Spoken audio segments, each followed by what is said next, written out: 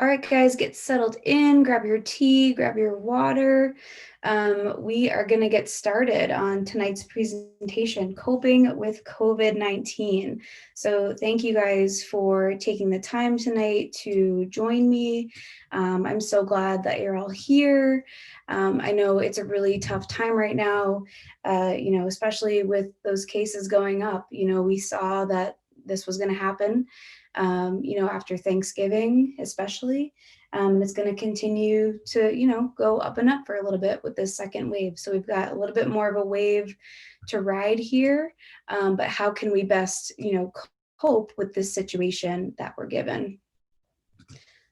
So I welcome you. And before we get going, I just want to take a little bit of time to introduce myself. There are some names on here that I'm not as familiar with, so I just want you to get to know me a little bit before we get going. But my name is Grace Loney, and I am representing my holistic nutrition company called Gracefully Holistic. So thank you again for joining tonight. So I listed some of my credentials on here, actually started my journey as a biomedical engineer, went back to get my master's in business administration at night.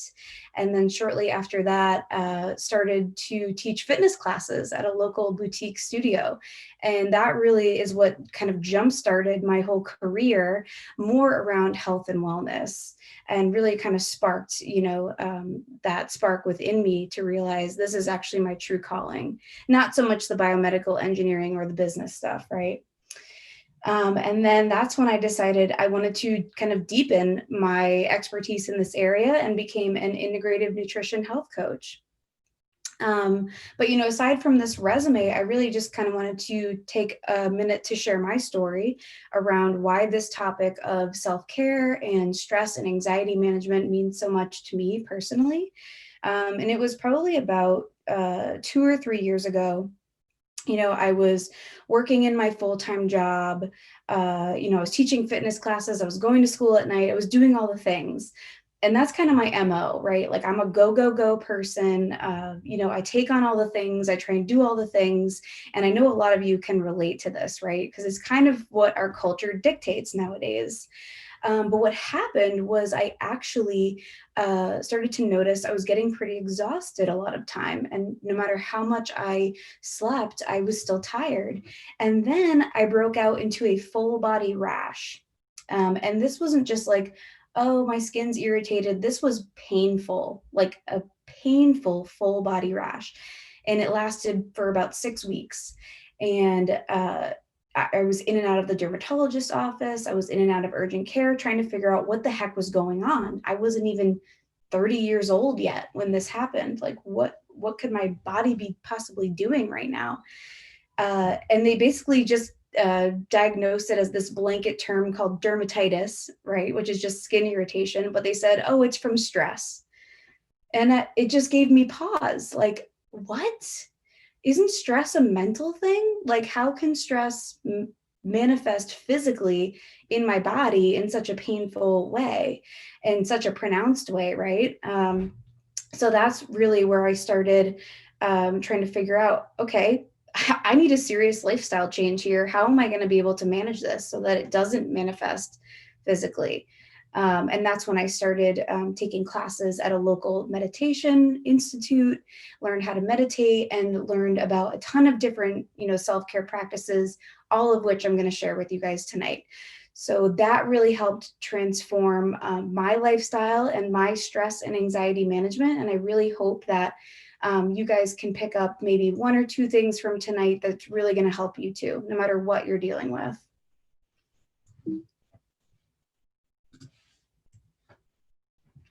All right, so before we get into my 5 tips, stress is, stress, first of all, during a crisis can cause fear and anxiety.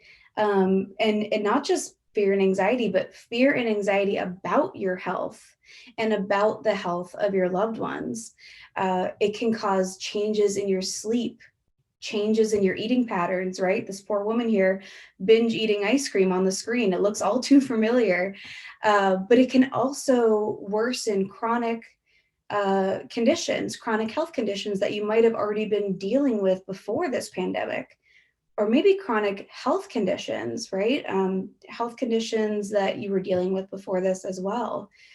And because of this, it can also increase unhealthy behaviors that we use to cope with some of these issues, like the use of alcohol, tobacco, drugs. And in that blanket term of drugs, I'm just going to throw in there sugar. Like sugar is a drug, and it's certainly an unhealthy coping mechanism that a lot of us all use. So how we respond to a crisis or a difficult time in your life, it's going to look different for everybody, right? So there's no judgment here. There's no you don't have to condemn yourself or feel bad about how you're handling your stress right now, because it's going to be different for everybody. So that's important to remember, that we all react uniquely and differently to stressful situations. And I want you to know that there are healthier options there for you that you can try, that are going to help you cope better than some of these negative and unhealthy behaviors that we've adopted throughout our life. And those are going to look different for everybody as well. So I'm going to go through 5 different kind of main areas of your life that you can help manage your stress and anxiety. But I'm not asking you to go out and try every single thing that we go over tonight. Maybe there's one thing that calls you, and that's the one thing that's really going to help you feel better, because again, this is going to be unique to everybody. All right, so let's get into it. So the first tip, or first kind of area of tips, is all going to be around physical self-care. So like I said in the intro, I was really taken aback about how strong this mind-body connection is, right? Stress happens in the mind, but then it manifests in the body as well. So this really means that in order to reduce stress and boost your mental health, you need to take care of your body too. So this means, eating a nutrient-dense diet, getting adequate movement, and a couple other things. So let's dive a little bit deeper here. And the first and easiest way to physically get yourself to just calm down and stop stress in its tracks is just breathing. Breath is actually the connection between the mind and the body. And when we are stressed, we typically tend to breathe really shallowly throughout the day. And it can make that breath a lot quicker and even more shallow, right? So we're not getting adequate oxygen to the brain so that we can make sound decisions or feel good. So when we take a moment to breathe more deeply, fully utilize our lung capacity, our entire physiology actually starts to change. And when you breathe deeply, your brain then responds by sending messages to your body to calm down and relax. So it's really cool how this works. And we're actually going to try a little breathing exercise together. And it's really simple. It's called diaphragmatic breathing or belly breathing. So you might have heard of this term before, but it can really help lower your stress levels. And actually it can help reduce your blood pressure and regulate other important bodily functions like digestion too. So here's the basics of diaphragmatic breathing. So first, I'm just going to ask everybody to make sure they're sitting, or maybe you're lying down in a nice comfortable position. Just make sure that your shoulders are nice and relaxed. And I'm going to ask you to place one hand over your chest and one hand over your belly. So that top hand over the chest, just kind of connect with that heartbeat, offer some gratitude to that life force constantly beating within you, making sure you're alive and well. And then that bottom hand is really to just check in on that diaphragm muscle, that muscle that helps us get those deep, full belly breaths. So what we're going to do is we're going to inhale through our nose for a count of 4 seconds. And I really want you to experience the air moving through your nostrils and into your abdomen. So making sure that your stomach expands and making sure that that top hand doesn't move too much. So when we breathe out of our chest, that top hand's going to move, but we really want that bottom hand to really expand and contract with the breath. So we're going to do And actually, before we get started, for the exhale, I want you to purse your lips just a little bit, like you're about to blow out your birthday cake candles, and just gently use that bottom hand to press into your stomach and exhale slowly for that same time. So we're gonna go 4 seconds inhale and 4 seconds exhale. So 4 seconds inhale through the nose, 4 seconds exhale, purse your lips, blow out that birthday cake. All right, here we go. Inhale, 2, 3, 4. Exhale, 2, 3, 4. Good, another one. Inhale, 2, 3, 4. Exhale, 2, 3, 4. Awesome job. Inhale, 2, 3, 4. Exhale, 2, 3, 4. Beautiful. One more. Inhale, 2, 3, 4. Exhale, 2, 3, 4. Awesome. So just maybe noticing how you feel after 4 short rounds of deep belly breathing. Maybe you're feeling more calm, maybe you're feeling more grounded, maybe you're feeling more clarity in thought and in your mind. Maybe you don't feel different at all, and that's okay. The breathing work takes practice, and and it takes intention. So just sticking with some of that breathing and slowing yourself down when that anxiety starts to go can be really beneficial. So I encourage you to stick with that practice and try it out. Awesome job with that. All right, so I wouldn't be an integrative nutrition health coach if I didn't talk about food just a little bit. And when we're feeling stress, I want you to know it's not uncommon to turn to food, right? We all do it. But unfortunately, seeking comfort food can cause negative feelings in the long run, right? So when we get relief from overeating or overindulging in rich treats, usually it's pretty short-lived. You might feel really good and comforted in the moment when you reach for the ice cream or the cake or the cookies, or, for me, it's like cheese and pizza and some more like fattier, rich foods. We call these highly palatable foods, but they're really lacking and actually quite void of nutrition. And what they actually do is signal an increase in the stress response in our body. And then not only that, we kind of increase our tolerance to this coping mechanism. So it can potentially lead to requiring increasingly more and more and more of these foods in the future to get that high or to get that buzz.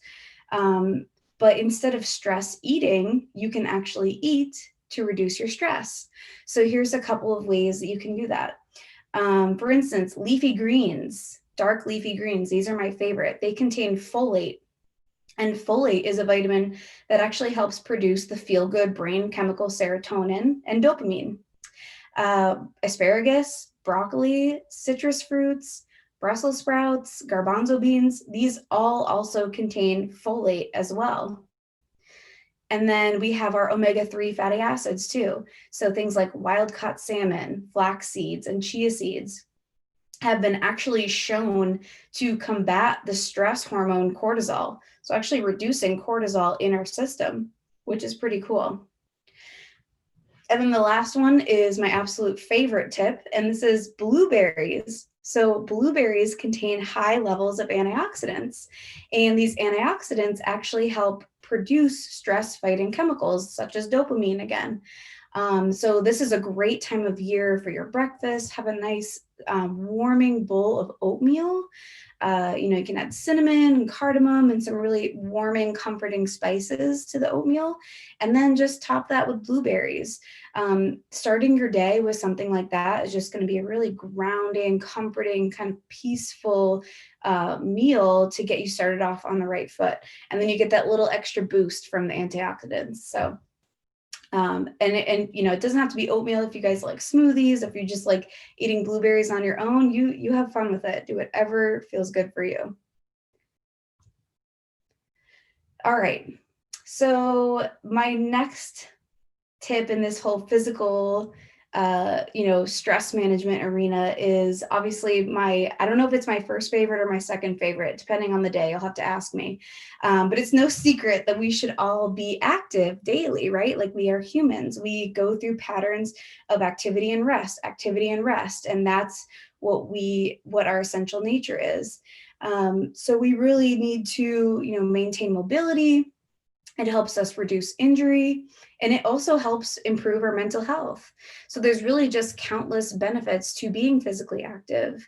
And the physical effects of stress, they can manifest in a number of different ways, right? So you might experience headaches, insomnia, anxiety, weight gain, muscle aches, pains, crankiness, and difficulty focusing, right? We've all been there. And while removing the stress from our life isn't possible, right? Most of the time it's out of our control. Managing that stress is really going to help you avoid those negative symptoms. And exercise is just such a wonderful and one of the best forms of stress management. And I see a couple heads nodding there too. So I know you guys agree. Doing something physical definitely helps get your mind and body out of fight or flight response, which is that body's stress response. And it's just going to help you feel better. So virtually any form of exercise that's going to help you increase your fitness level is going to decrease your stress. So, it doesn't really matter what you do. All of these fitness influencers, you guys are going to be bombarded with this stuff, starting January 1, try this exercise program, do this HIIT workout, do my yoga program, do my strength training program, right? And they're all trying to convince you that their program is the best. But really, the best activity is the one that you like and the one that you can stick to and one that you enjoy, right? For people who want more of a mind-body exercise focus, you could try yoga, Pilates, or Tai Chi. If you like a more structured activity, you could try cardio, interval training, high-intensity interval training, or strengthening exercises. And then if you're more like my husband and you want more unstructured activities, you can do things like yard work, plowing the driveway once the snow comes, washing the car, gardening in the spring, organizing your home, cleaning your home. These are all also great ways to get moving. All right, and the last thing here, and just critically important, is sleep. And sleep's aspect of stress management and physical self-care. So did you guys know that adults need anywhere from 7 to 9 hours of sleep each night? And I want you to ask yourself, honestly, how much sleep are you getting? Like, when I work with my clients, a lot of them are telling me 5, maybe 6 hours. Like, I'm here to tell you, my love, that is not enough sleep, especially if you are under an incredible amount of stress and this heaviness of the pandemic, right? It's affecting us all in different ways. You're going to need more sleep to help your body recover, okay? And stress, can actually be caused, more stress can be caused by troubled sleep. Like, having a lack of sleep can increase your stress. So then you get into this kind of toxic cycle, right? So you really just need to ensure a good night's rest. Try to create a bedtime routine to help signal your body when it's time to wind down. And really, how you do that is you figure out what time do you need to wake up. And then you kind of reverse engineer, okay, well then if I need to get 8 hours of sleep to feel good, this is the time I need to be in bed by. And then you're kind of figuring out, okay, so what time do I need to start winding down, and how do I get my mind and body to kind of calm down for that hour? So some activities that you could try are stretching, reading, meditating. You could take a hot bath with Epsom salt and lavender. You could drink a warm cup of tea, or my personal favorite, a warm turmeric latte. Super, super calming and anti-inflammatory. But really, like, the most important thing that we all need to try better at, and I'm totally included in this category as well, is just avoiding the electronics at least 30 minutes before you go to bed. So just resist that urge to continue to scroll through social media or binge watch, one more episode from Netflix of your favorite series. That poor quality blue light, that we get from that screen time, it's going to actually stimulate your mind and keep you awake, keep you feeling awake, even though your body needs to actually rest. So it's a very kind of fake, simulated experience of feeling awake, but your body actually wants to be in bed at that time. So just try and reduce, your screen time at night for sure. And back to food a little bit too. Just avoid some larger meals. Try and eat a little bit earlier in the night. And then just reduce your caffeine intake later in the day too. So try and have, that last cup of coffee around 2 p.m. and try to not go, too much beyond that. Everyone's caffeine tolerance is going to be a little bit different, but that's a good rule of thumb to try and stick to. All right. So there was a lot under physical self-care, right? And those are probably most of the things that you've heard before in the past, or things that you've tried, or things that you're the most used to. So now we're going to get into some other kind of interesting categories that maybe you haven't given as much attention to or haven't heard of in the past. So my second tip is around social self-care. And this has become so important this year, right? With the pandemic and having to be socially distant, more of us are working from home. We're not able to see our loved ones. I know it's personally for me, just being pregnant during a pandemic has been really hard because I want to be around more friends and family, but I have to kind of, take a little bit more caution when I do that to protect myself and the baby. So I know a lot of you are facing similar situations to protect your own health. But social health really just refers to your relationships and the connections that you have with people in your life. And out of necessity, we have evolved to be social beings, right? We're cooperating with one another to enhance our ability to survive under harsh environmental circumstances. And these deep connections to others are really a vital aspect of well-being. And the best way to cultivate and maintain close relationships is to put the time and the energy into building those relationships with others. We all have different social needs. Like, I am a very extroverted person, so I like to have all the friends and all the people, and I like to talk things out loud and be surrounded by lots of people. My husband, I always pick on him for whatever reason, probably because he's like the only person I see nowadays, but he's more introverted, and he doesn't, he has a smaller social circle and as a smaller group of people that he trusts and confides in and that he needs to talk to. So everybody's needs around social health is going to be a little bit different. So there's really no like set amount of time required to have social interaction in order to really benefit from this. Unfortunately, though, for all of us, it can be really easy, right, to neglect our relationships, especially when life gets busy. And then before you know it, your stress and loneliness start to creep in.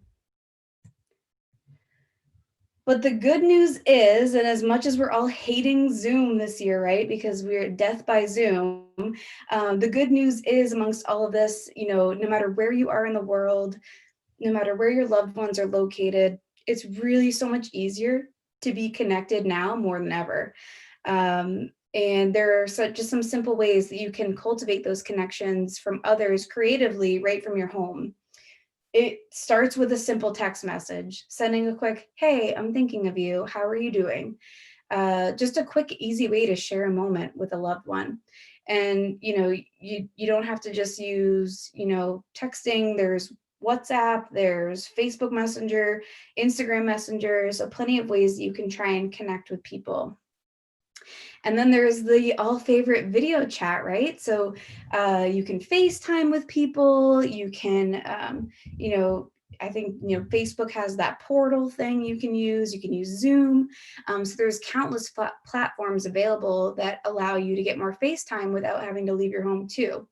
And then, you can always do a kind of a one-on-one chat, or you can do bigger group chats. Like if you have a group of friends that you want to connect with, or get the whole family together. Like a lot of people did, virtual Thanksgivings, which, that's pretty awesome. We would never be able to do that. And, if this pandemic had happened, maybe like 10 years ago or something. So we're pretty fortunate to have that in this time. And, some of you might like this suggestion. You can kick it old school and write a letter to somebody, right? Or you can send a card, and then maybe ask that sender to write a letter back, and, start a dialogue that way. Everybody loves getting fun mail, right? No one likes just getting like those coupons and like magazines and bills in the mail. But if you get a cute little letter from somebody, it will just make your day. And other ways to kind of enhance, because I know like it can seem like you're still a little bit disconnected when we're using some of these virtual options, but some ways to get a little bit more engagement, like you guys could pick a book to read together and then discuss the book. You could watch a TV show or a movie together and kind of discuss what's going on. Like Ted and I really liked The Queen's Gambit on Netflix. It's about chess, and now we think we're professional chess players or something. I don't know.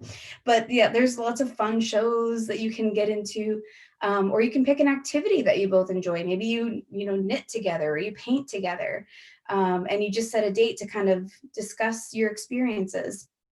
And I know a lot of people have been doing like virtual workout classes too. So maybe you're like, hey, let's meet up and do this virtual workout together. Like, that's awesome. So many good options and creative ideas out there that you can, kind of push yourself to do to connect with people. And communication really is key. It's the key aspect of staying connected. When we're feeling stressed and anger and frustration, that can take over quickly. And then that anger and frustration can have a negative effect on your communication skills, right? So oftentimes, like, just sharing your feelings of stress with others can help you relieve your stress. Listening to others discuss their stress can help you feel less alone, right? If you just offer, yourself as a listening ear for somebody else, maybe you're not quite ready to open up about what you're going through, but you can be there for somebody else, and that's a wonderful gift to give. So, and maybe eventually you will allow yourself to open up and be vulnerable to a loved one. It can be an extremely restorative form of self-care. All right, so that was social self-care, and here's mental self-care, right? So our thoughts and the way that we think about ourselves are greatly influencing our physiological well-being and our psychological well-being, right? And I feel like mental self-care should have been really the first one, because like the physical self-care, every action is preceded by a thought, right? So this mental self-care is just critically important, and we all blow right past it usually, right? We don't think about it too much. But again, it really influences us psychologically and physically.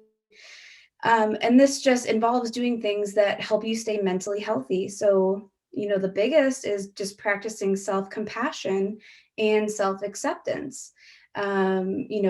What is your inner dialogue with yourself look like? How do you talk to yourself? What is that inner voice inside your head?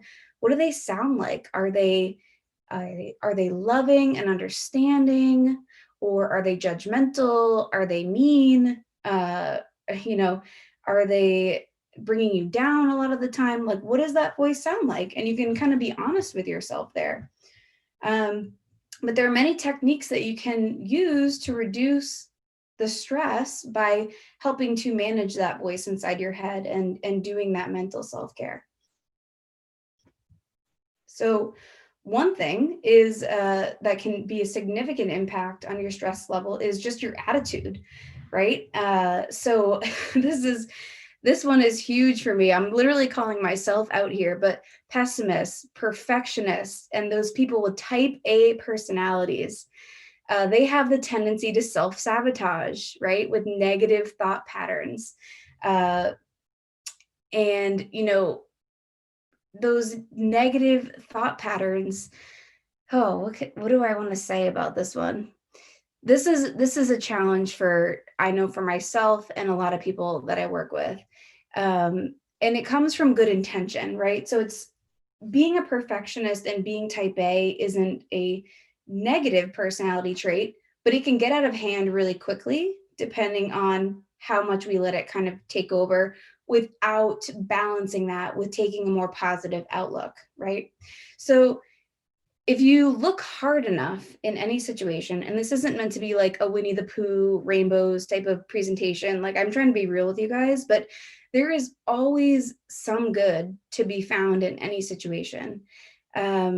So just trying to take a more positive outlook no matter what the situation is. And these hard to face moments in life, they're oftentimes teachable moments, right? Like there is something to be learned. There is a lesson here for you. So rather than focusing all of your energy on these negative things that are happening around you, try using some of those energy reserves to look for the positives and look for the opportunities that are trying to make themselves available to you. Another useful technique for banishing stress involves imagining that your stress is gone, right? And this really isn't like pretending that everything's great and using avoidance techniques. I'm not talking about that, but I'm talking about using mental imagery or peaceful visualizations, like maybe you visualize yourself at the beach, in the sun, wherever your happy place is. Kim, I know you just bought a lake house, so maybe envisioning yourself sitting there, on the boat or just enjoying the lake house. And then one of my favorite ways is actually using affirmations. And I'm currently using affirmations to get ready for my labor, to birth my baby. So I'm trying to get in a positive mindset to, just reinforce to my body that we can do this, we're capable of doing this, and we're going to make it through, and everything is going to be okay. So some affirmations that you guys can try, make sure I'm going to give you a couple examples, but the most important thing with affirmations is that they're in the present tense and they're usually I statements. So it's not like I am going to do this or I'm going to feel better when. It's I feel good now, right? It's bringing you back to that present moment. So a couple of affirmations that you guys can try. I deserve a peaceful and loving life. I am centered and quiet. Calmness washes over me with every deep breath I take. My thoughts are calming down. Challenges bring opportunities. Right, so those are just a couple of easy examples that you can use, and you can create your own. And I encourage you to create your own that's going to help really make you feel grounded and more present in each moment and kind of just bring you back to a more positive state of being. And then the last tip around this mental area is really taking breaks. Like we are completely bombarded with information nowadays, and it's overloading us and causing more stress and tension. And it's the news, right? We're being bombarded with the news, written media, social media, radio broadcasts, television, you name it. It can be really hard to escape because it's literally everywhere. And it's that tech too, that tech that we're constantly relying on to get our jobs done that we need. But again, it's that information overload. And as human beings, we're not meant to live like that. Our brains are not meant to go at the pace of a computer and keep up with the pace of a computer, but we are constantly stimulated and trying to keep up with that environment. So I want you to know that it's okay to take breaks. When something that's outside of your control is the cause of your stress, like a national tragedy, for example, or a really big news story, you have the option to unplug, right? You don't have to carry the weight of the world's problems on your shoulders. So just take some time, turn off your notifications, take a break from social media, silence your phone, take off your Apple Watch, just do things that will, help, reduce the interruptions with the latest breaking news. It will always be there for you, when you're ready for it, but it is important to take breaks every so often. You don't have to be glued to it 24/7. All right. Tip number 4 is spiritual self-care. So this one's pretty interesting because they've actually done a lot of studies on people who participate in spiritual self-care have actually been found to live healthier lifestyles. So this is really nurturing your spirit. However, it doesn't have to involve religion. My mom's on this call and she can vouch for me. I grew up Catholic and I never connected with the religion at all. I hated going to church. I wanted nothing to do with it. But that didn't mean that I wasn't a spiritual person. That wasn't the way that I wanted to express it or engage with it. It really, just having that spirituality just means developing a deeper sense of meaning and understanding or connection with the universe. And again, like spirituality, it means different things for different people. And oftentimes we are influenced by, how we grew up, or influenced by ideologies, or, someone who inspires us, throughout our life. But it can be different for everybody. And spiritual self-care practice is just any ritual that connects you to your true self, the real you, because we are 3 parts: mind, body, and spirit. Right. So really making sure that our spiritual health is engaged as well. So taking time for spiritual health care helps encourage your introspection too, and just, help you kind of contemplate things a little bit. So it gives you pause. It allows you to kind of go inward and get a little bit more clarity and comfort as to who you are.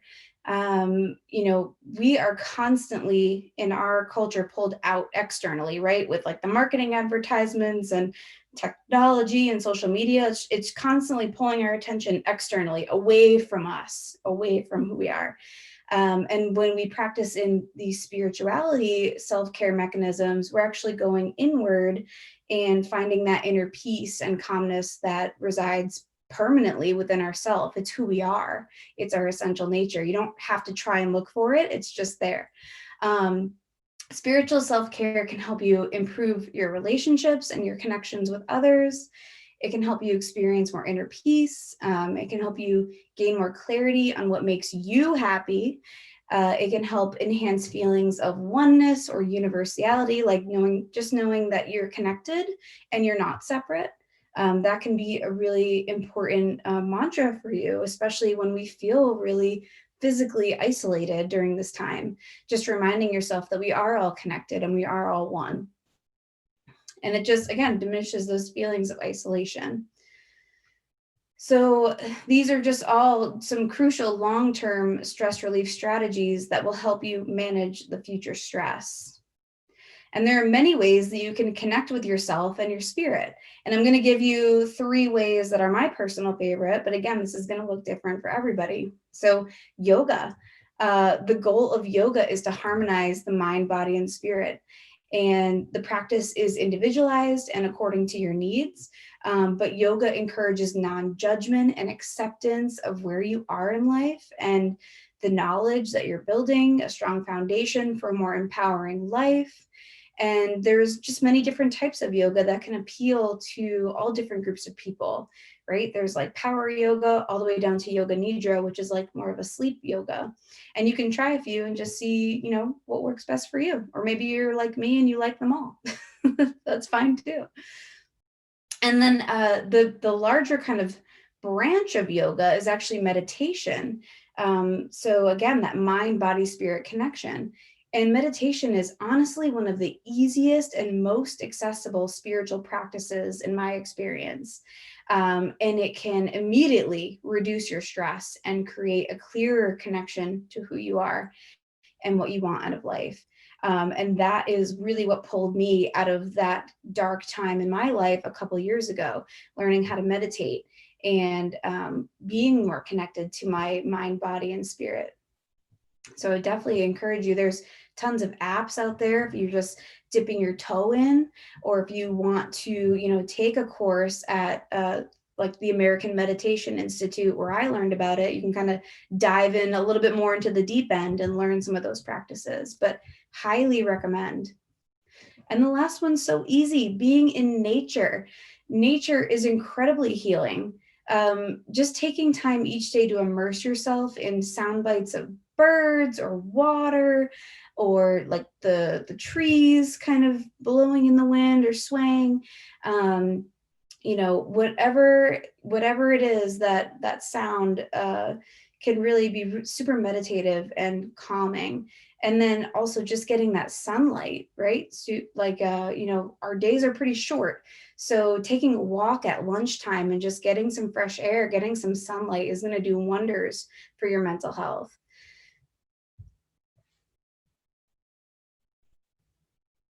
Good. Last tip, tip number 5, emotional self-care. So our emotionals are essential indicators of how we're feeling. But it's important to remember that emotions are not who we are, right? They're just a part of our response to things. Um, and these emotions, they're ever changing. They change from moment to moment. They depend on our thoughts. They depend on our actions. They depend on the environment. And like we said in the beginning of the presentation, sometimes our emotions are even dictated by the food that we eat, right? So it's important to have healthy coping mechanisms to deal with uncomfortable emotions like anger and anxiety and sadness, because they're going to come, right? It's you can't avoid them. They're going to come. But how do we deal with these emotions, right? So two easy ways to deal with emotions that's really going to help your emotional well-being. And the first is that life is just too short and it's too valuable to remain stuck in patterns that don't serve you. And one of the biggest ones is when you're unable to forgive someone. It's just going to hold you back from fully experiencing life, because it takes a lot of energy, right, to hold a grudge against somebody. And that grudge, that energy that you're using, can cause a continual release of stress hormones. So forgiveness really isn't about just like, oh, letting somebody off the hook for what they did. It's a gift that you can give yourself to allow yourself to release those negative emotions that aren't serving you and that are holding you back, right? And don't forget, the most important person to forgive is you, right? That's probably the hardest one for a lot of us to grasp. But the most important person to forgive is yourself. Don't forget that. And the last one here is just gratitude, right? We've heard a lot about gratitude. We just came off of the Thanksgiving holiday. And it's just the quality of being thankful. So gratitude is so healing and supportive emotionally. When you're struggling with stress, the practice of gratitude can really help you. And a gratitude practice just begins with paying attention, right? It's just taking notice of all the good things in your life.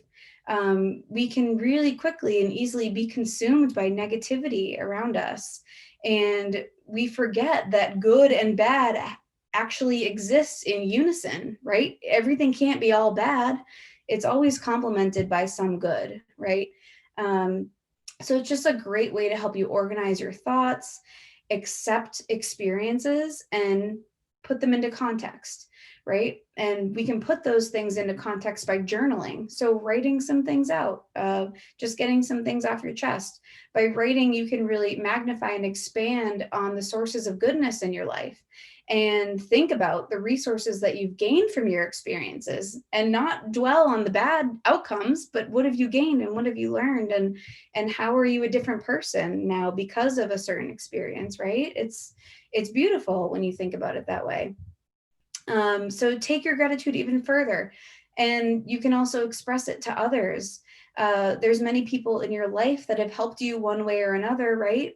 So just thanking them helps feel, you know, not only connected to them, but helps you also practice this gratitude as well.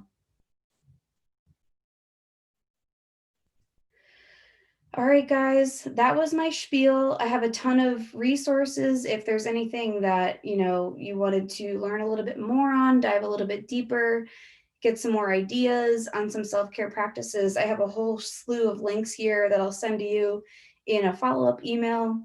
You'll also get the recording to this presentation. So if you want to go back, if you got interrupted for whatever reason, or you just kind of want to revisit and remind yourself, you'll definitely have this at your fingertips. And the last thing I just wanted to quickly announce, I actually launched this week on social media, but if you haven't seen, I'm actually launching an 8-week self-guided program starting January 3rd. And basically, it's a self-guided program that is meant to help recharge your mind, body, and spirit. So it includes 8 video lessons from yours truly. So if you really hate the sound of my voice, don't sign up for this program. But it's really supposed to help you fuel your body for optimal wellness. And it's really stemmed from my experiences, experimenting with multiple types of diets while trying to put my autoimmune disease into remission. And I have to tell you a secret, nutrition is going to be a big part of it, but nutrition is not just about food. It's about lifestyle too. So everything that we've talked about tonight in terms of self-care is going to be included. There's also going to be lessons around exercise, home cooking basics, anxiety, stress, getting better sleep, and so much more. So you're really not going to want to miss this program. And I still have my early bird pricing still in effect. So it's just $99 for the full 8 weeks. So go ahead and lock that in now. You're going to get the best possible price, as that will be increasing pretty soon here. And you'll get your 8-week transformation. So I hope you guys join me. If you want to learn more, you can just visit my website, gracefullyholistic.com. And then if you want the specific page, it's just /recharge 2021. Pretty simple. All right, thank you guys again for taking part in today's event. I know during times of stress, it can be hard to see the light at the end of the tunnel, but I assure you it's there, it's coming. Everything is going to get better soon. We just have to, continue to work with what we've got right now and find the happiness and find the light.